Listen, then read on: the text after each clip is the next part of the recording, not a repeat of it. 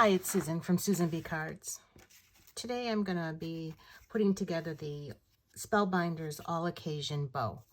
And what I always do when I get my dies is I take some scrap paper and I make a sample. And then I keep it in a plastic container with my dies so that I don't have to always find out how everything goes together. This one's pretty simple and it doesn't take much to figure it out. Spellbinders also has instructions on the website. If you look under the All Occasion Bow, there is a PDF you can print and it shows you how each of the pieces go together and how many times you need to cut the pieces. So most of the pieces you have to cut twice. So this is one side of the bow. I'll show you on my sample, one side of the bow and the other. You cut it 2 times. Same with each of the stripes and the, I don't know what these things are called that come off the bow, but the ribbon that comes off the bow, you have to cut everything twice. The only thing you don't cut twice is the center, the knot of the bow, which is just 1 time, and then the piece that goes on top of it, you just cut once. Everything else is 2 times. I cut everything from metallic cardstock, and I also have this very pretty silver holographic linen weave 100-pound cover, 8.5 by 11. That's a long title of paper that's from Your Paper Insider, and it's a subscription box that you can order. You can just get one and then cancel your subscription or whatever number you want to order.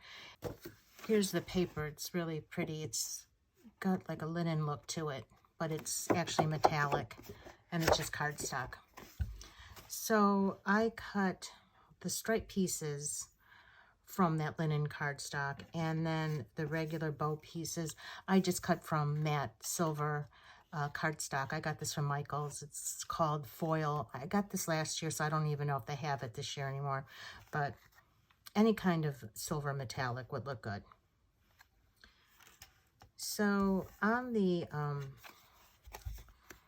die cut, there are these just imprints, and that is so that you can line up the bow pieces here, and you know where these go by lining it up with the indents and then attaching them so that it ends up looking like this.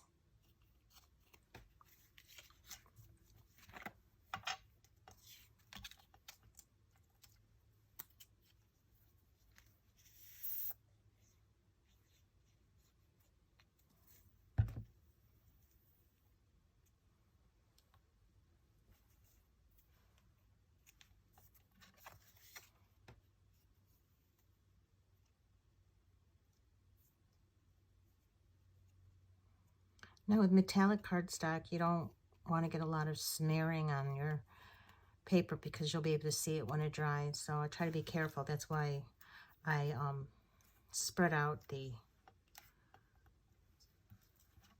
glue just so there wouldn't be too much oozing. And you could always use a damp paper towel to clean that up, and that should work pretty well.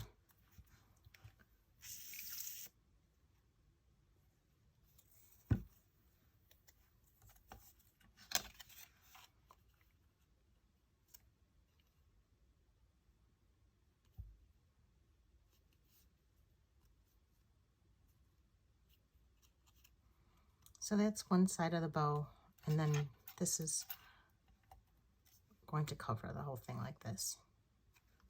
There's also a small piece that is supposed to be the shadow, and since I didn't have a slightly darker shade of this metallic cardstock, I'm just going to go ahead and use the silver. I tried darkening it with an alcohol marker, but it didn't show up very much, so I'm just going to leave it the way it is.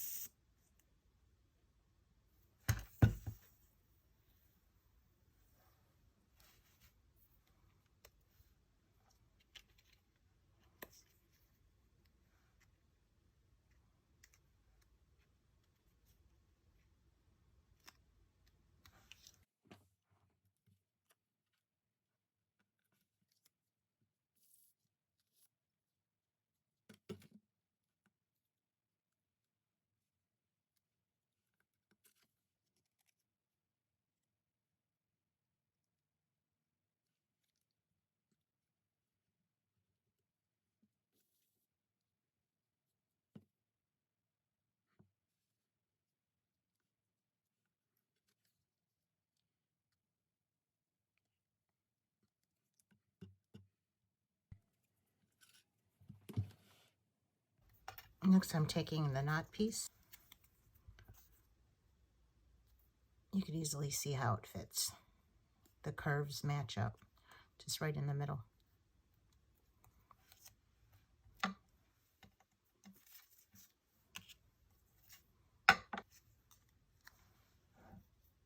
Next, I'm taking the pieces of the ribbon that hang down, the tails, I guess, of the bow.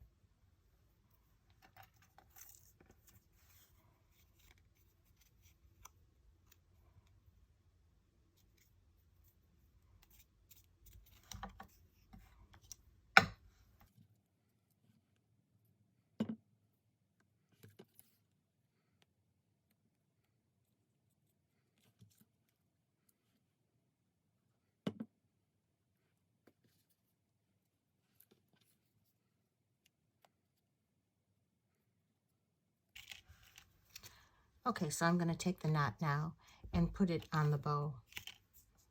The more narrow side goes facing up,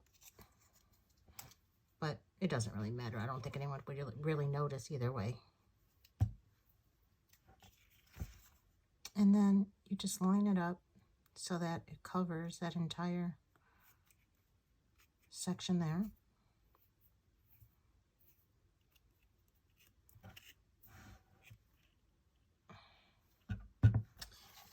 Okay, to be completely honest, I found that I did one thing wrong. When I made the right side of my bow, I put the shadow in the wrong place. I put it on this side. So when you're putting this together, remember that on this side, you're doing it this way, but on this side, you're doing it the opposite. You have to turn it. So I had to recut it. And then I put it back together and I did it wrong again. But luckily the glue hadn't dried, so I was able to peel it off and put it back. So I'm going to go ahead and attach the right side of the bow. You can see how it matches up.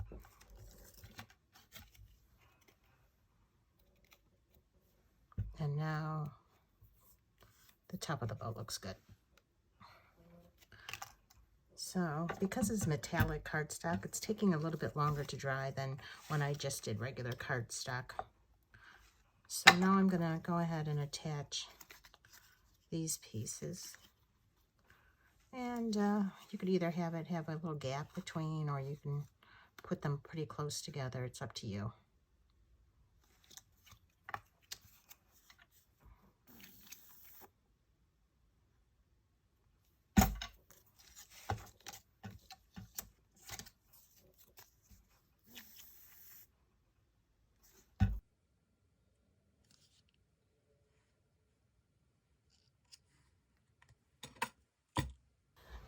So I finally put my bow together correctly, and now I am using the other set in the Merry and Bright release, and this is called the Petite Blooms and Sentiments, and it's just some small leaves and poinsettias, little flowers, and then a couple sentiments. This one says hello, and there's another one that says for you.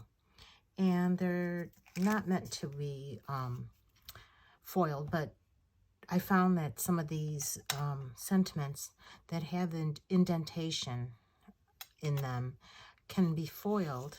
And as you can see, I did the for you, and then I'll die cut the tag that comes with it, and I'm going to attach that.